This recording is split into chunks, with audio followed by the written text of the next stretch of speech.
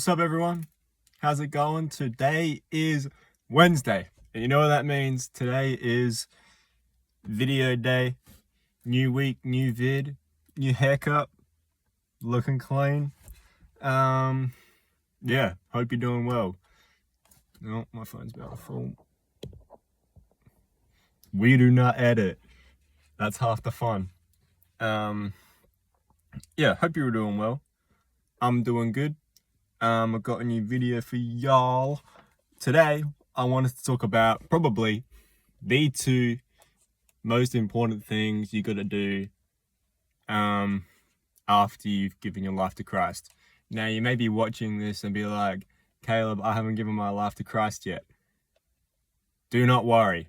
This doesn't mean this video is useless. First of all, I would suggest that you go read the Bible. Read the Gospels, Matthew, Mark, Luke, and John, and see for yourself whether you still believe in Jesus or not, believe that he is God. And I don't know, if you want, you can watch some of my other videos. Shameless plug. If you want, you don't have to. I don't mind.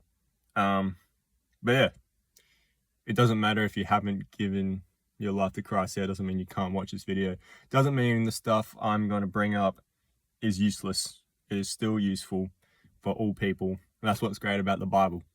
You can take it purely as wisdom, but the fullness of God is in his word. And when you put your faith in God, his word, it makes more sense, you know. It has a lot more meaning. You can apply it better, and you can grow more. You can grow closer to God. Isn't that tough? So, the two most important things you can do. What did Jesus say were the two most important things you can do? Do as in like actual actions, you know, things you can actually do in your life. What did he say? Let's go to Matthew chapter 22, verse 34.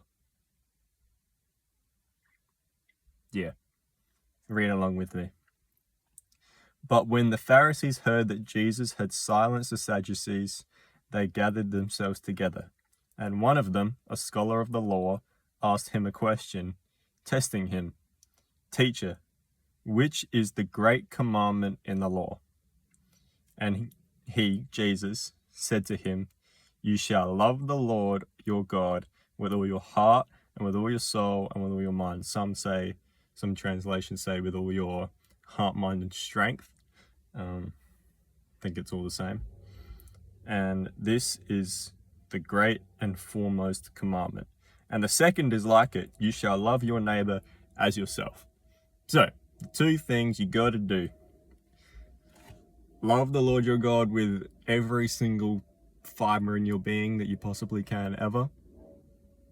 Love your neighbor as yourself. That's all. That's it. If you do those two things all the time, if that's what you strive towards, life is going to go like this, upwards. Yeah. And I know that for a fact because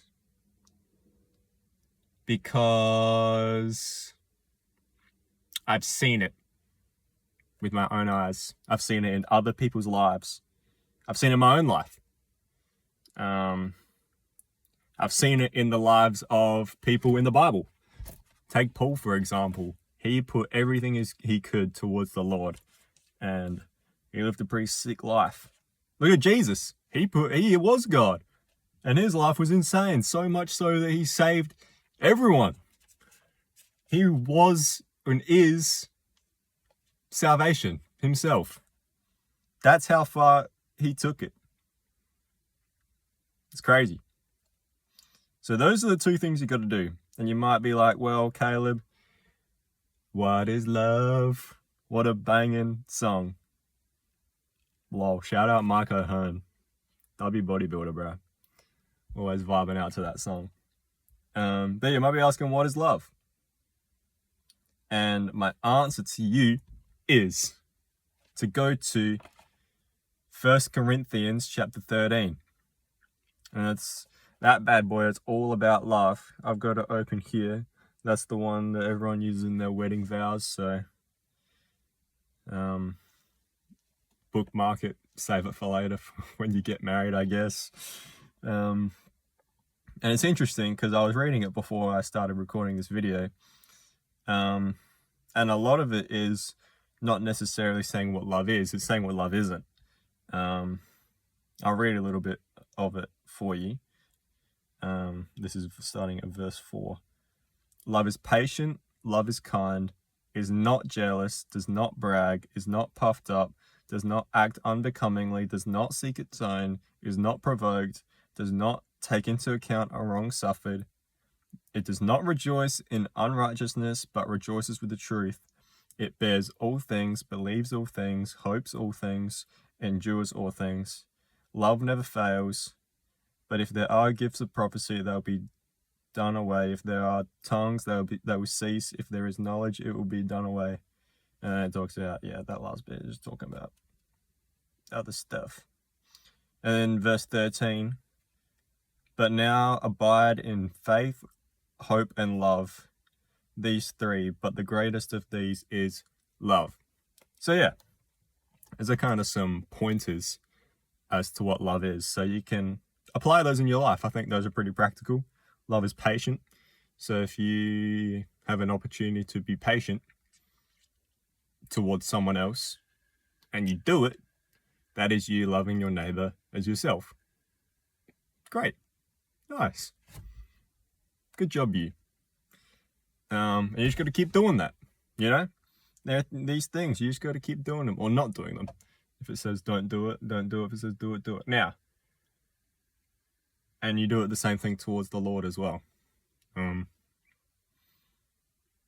Yeah. Love God and love others. Now, is that easier said than done? Of course it is. Is this like impossible a lot of the time for me personally? Yeah. Is that just because of my own fault? Yes.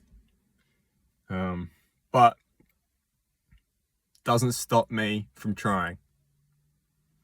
Just because it's difficult doesn't stop me from having a crack. I think that's the whole point. That's the whole, I don't know, it's the whole point of living your life is that you try, you have a crack at it.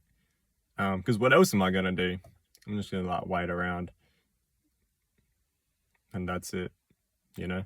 Wait around until I die. I was going to try and do something. And I guess the things to do are love God and love others. What better two things to pick to do in my life, you know? So yeah, that's something I wanted to share with everyone today. Hope you enjoyed the video, and I'll be back next week with another banger. Peace.